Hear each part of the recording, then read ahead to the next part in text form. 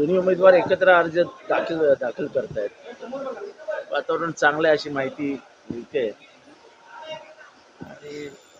आणि मैदानात चांगली लढाई होईल असं दिसतंय. महाराष्ट्रातच एकंदर वातावरण अंडर करंट आहे. गद्दारी विरुद्ध प्रचंड राग आहे. महागाई, बेरोजगारी याच्या विरुद्ध प्रचंड राग आहे. पण दुर्दैवाने बीजेपी राष्ट्रीय प्रश्नांकडे दुर्लक्ष करून हे काहीतरी जातीवाद, धर्मवाद, मुसलमान, हिंदू या असल्या गोष्टी करते. बेरोजगारीवर कोण बोलणार? महागाईवर कोण बोलणार? आंतरराष्ट्रीय तणावावर कोण बोलणार?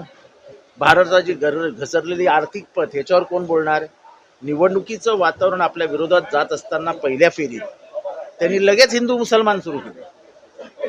त्यांना वाटत असेल लोकांच्या लक्षात येत नाही, तर 102 जागांवरती पहिल्या फेरीत हे झालं.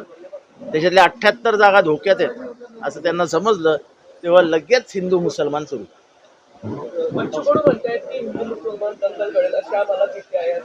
पण ते अमरावतीत आहेत, त्यांना तिथलं फील आहे. अमरावतीत ते डॉक्टर जे होते त्या डॉक्टरांनी तिथे दंगल घडवूनच आणले होते.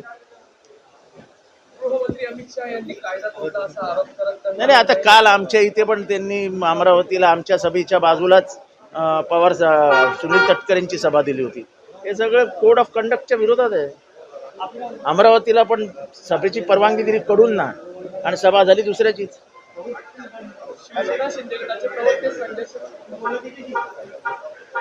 बोला पटकन बोला. काय काय काय असं बोलताना ते जाऊ द्या, त्याच्यानंतर काय बोलले हे विचारा ना.